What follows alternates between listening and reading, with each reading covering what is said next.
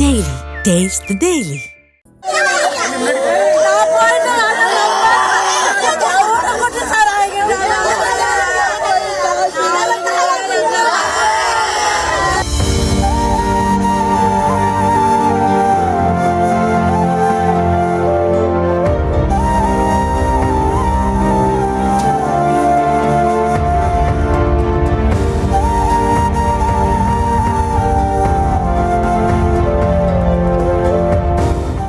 இத்தனை வருஷமாக வாழ்ந்த வீட்டை விட்டு துரத்தப்பட்டு நடுத்தெருவில் நிற்பதை விட மோசமான சூழல் எதிரிக்கும் கூட வரக்கூடாது என்பதே இந்த கண்ணீர் கதறலை பார்ப்பவர்களின் மனநிலையாக இருக்கும். என்ன பண்ணுவோம் சார்? 3 நாளா அண்ணன் தண்ணி இல்லாத இந்த ரோட்ல கிடக்குறோம் சார். தண்ணி குடிக்க கூட இந்த வண்டி தண்ணி உள்ள வரல. அவ்வளோ இதுவா கிடக்குறோம் சார். நாங்க சென்னை அனகாபுத்தூரில் அடையாறு ஆற்றங்கரையோரத்தை ஒட்டி 750 வீடுகள் அமைந்திருக்கும் நிலையில் சுமார் 3000த்திற்கும் மேற்பட்டோர் வசித்து வருகின்றனர். சுமார் 50 ஆண்டுகளுக்கு மேலாக அன்றாடம் வேலைக்கு சென்று வீடு வாசல் கட்டி வசித்து வரும் அந்த மக்கள் தவறாமல் வரி கட்டி வந்ததாக கூறப்படுகிறது. இந்த நிலையில் ஆற்றங்கரையோரத்தில் வசிக்கும் மக்களை அப்புறப்படுத்தியதுதான் மொத்த பிரச்சனைக்கும் ஆரம்ப புள்ளியாக மாறியுள்ளது.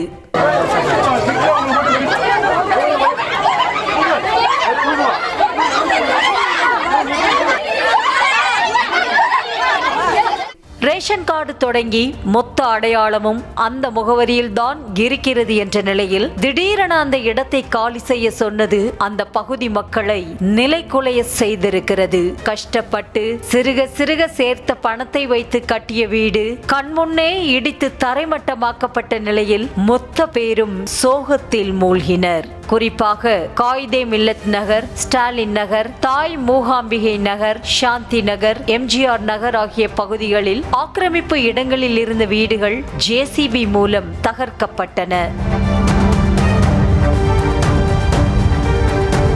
3 நாட்களாக ஆக்கிரமிப்பை அகற்றும் பணிகள் நடைபெற்று வரும் நிலையில் அந்த இடத்தை விட்டு காலி செய்ய மறுத்த மக்கள் அடுக்கடுக்காக கேள்வி எழுப்பி வருகின்றனர்.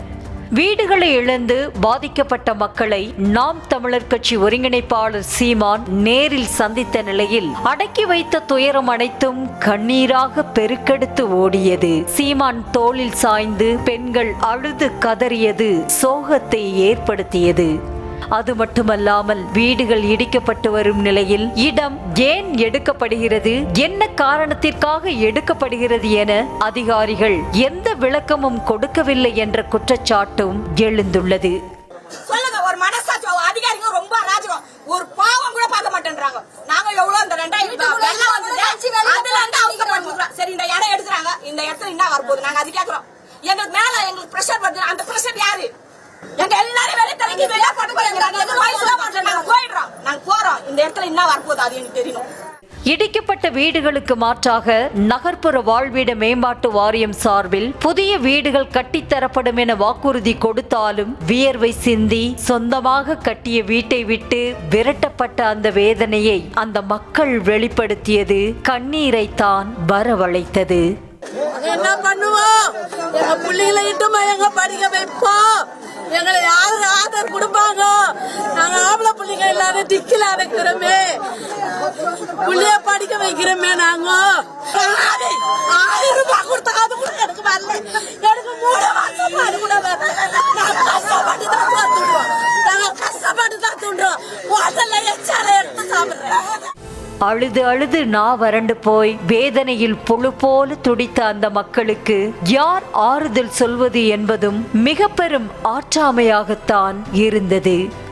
வீட்டில் மரணம் நிகழ்ந்தது போல அந்த மக்கள் வயிற்றிலும் மார்பிலும் அடித்துக்கொண்டு கதறியது பார்ப்பவர்களுக்கு பதற்றத்தை தான் ஏற்படுத்தியது.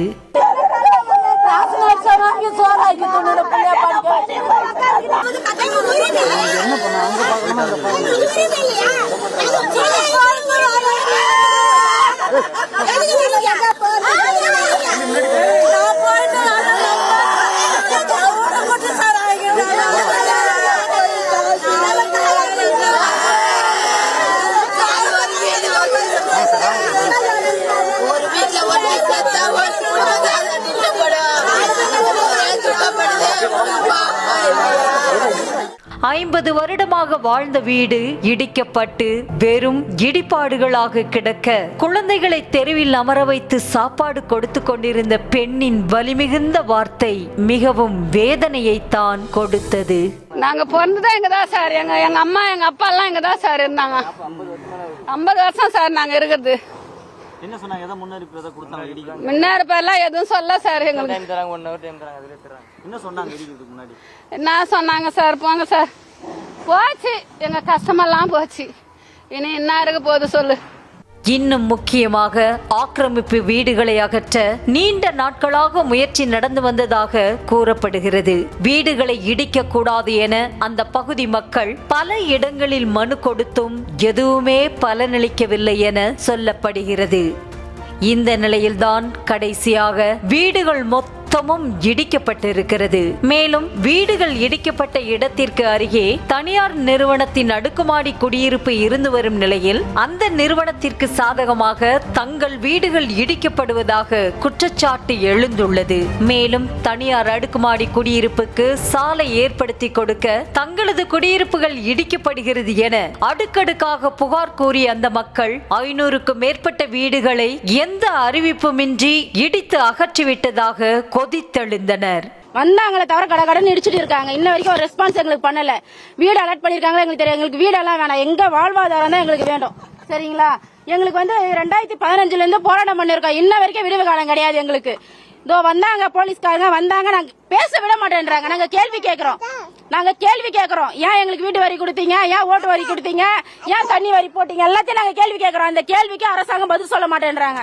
பாதிக்கப்பட்ட மக்களை நேரில் சந்தித்த சீமான் செய்தியாளர்களை சந்திக்கும் போது ஆக்கிரமிப்புகளை அகற்ற அவ்வளவு அக்கறை என்றால் பள்ளிக்கரணை சதுப்பு நிலத்தை குப்பை மேடாக்கியது யார் என அவர் ஆவேசமாக கேள்வி எழுப்பினார். கழிவுநீர் ஓடுற சாக்கடையா அந்த காவாயா மாத்தின மகத்தான பெருமக்கள் யாரு? எந்த இடமே நீங்க என்னோட வாகனத்துல பயணிக்கிறீங்களா? எந்தெந்த இடங்களை ஆக்கிரமிச்சு இதே ஆறு எந்தெந்த இடங்களை ஆக்கிரமிச்சு யார் கட்டிருக்க நான் காட்டுட்டா என் கூட வர்றீங்களா? அதெல்லாம் ஏன் தொடல? ஏன்னா அவனுக்கு அரசியல் வலிமை அதிகார ஆதரவு இருக்கு, அதனால தொட மாட்டேங்கிறான். இவன் எளிய மக்கள், வெறும் வாட்டர்ஸ், அவ்வளவுதானே?